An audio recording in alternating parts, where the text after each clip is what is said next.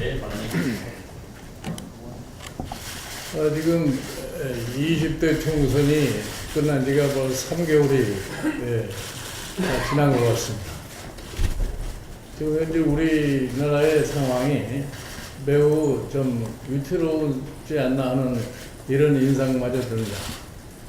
경제는 뭐 고용절벽, 인구절벽, 부채절벽, 성장절벽, 수출절벽 이러한 구조적인 이 절벽 속에 갇혀져 가지고 국민들은 우리나라의 경제의 미래에 대해서 몹시 불안감을 갖고 있습니다.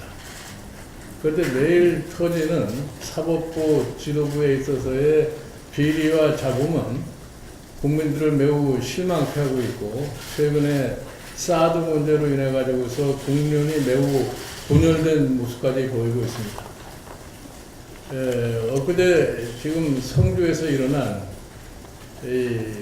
성주 주민들의 사드 배치 반대 과정에서 일어난 저희 돌발적인 상황을 갖다가 볼 것 같으면은 과연 그와 같은 식의 민심 수습책이 가능하리라고 생각을 했는지에 대해서 저는 의아하게 생각하지 않을 수가 없습니다.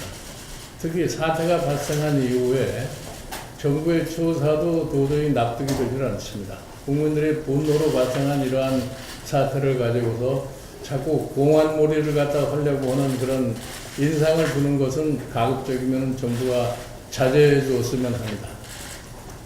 지금 이 정부의 내각을 보면은 국무위원, 장차관 모두가 다 복지부동의 사태를 넘어서 행동이나 언행에 있어서 납득하지 못할 것들이 너무나 많은 것 같습니다. 우리 대통령께서는 언론이나 정치권이 나라의 총체적 위기라고 지금 얘기하고 있는데 성과도 별로 나타나지 않는 순방 외교에 몰두하시는 것 같아서 일반 국민들이 나라에 대한 걱정이 너무 심한 것 같습니다. 저는 이 정부가 지난 20대 총선에서 나타난 국민의 민심을 아직도 제대로 인식지 못하는 결과가 아닌가 이렇게 생각합니다. 그래서 저는 대통령께 요구를 합니다.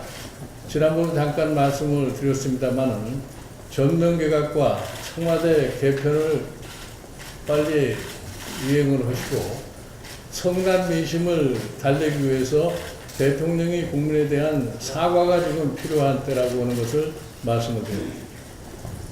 이어서 우상호 대표의 발언이 있겠습니다. 현직 검사장이 비리 혐의로 구속되는 초유의 사건이 발생했습니다. 법무장관이 대국민 사과를 했지만 이 문제는 대국민 사과로 그냥 넘어갈 수 있는 문제가 아니다, 이렇게 규정합니다.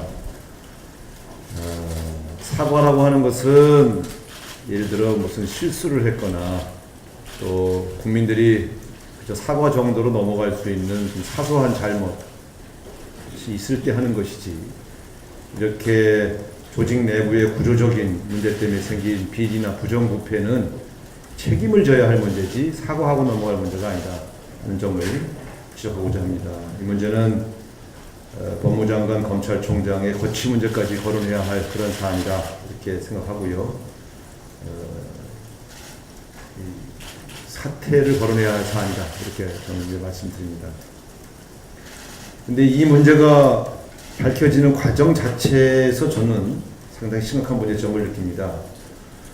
100일간 야당과 시민사회단체, 언론이 그렇게 지적할 때는 끄떡없이 버티다가 특임검사를 투입한 지 10여일 만에 혐의가 드러나서 구속까지 이르게 되었습니다.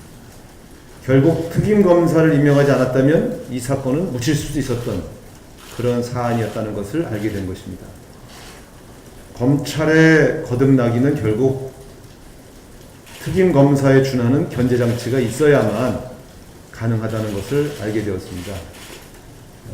공직자비리 수사처를 만들지 않고서는 검찰 내에 이 권력자들 내에 일어나는 은밀한 거래나 부정부패를 막을 수 없다는 것이 이번 사건을 통해서 확인되었다고 봅니다. 오늘 3시에 검찰개혁 관련된 토론회가 열립니다만 이 문제는 장관의 사과로 넘어갈 수 있는 문제가 아니라 검찰개혁을 위한 제도 도입을 통해서 구조적인 개선 방안을 내놔야만 재발 방지할 수 있다는 점을 강조하고자 합니다. 대통령께서 들어오시면 이 문제에 대한 보고를 받고 대책을 강구해야 된다 이렇게 얘기하고 국회는 국회 차원에서 검찰개혁을 위한 제도 개선을 신속하게 추진해 나가겠다 이렇게 말씀드리겠습니다. 이상입니다.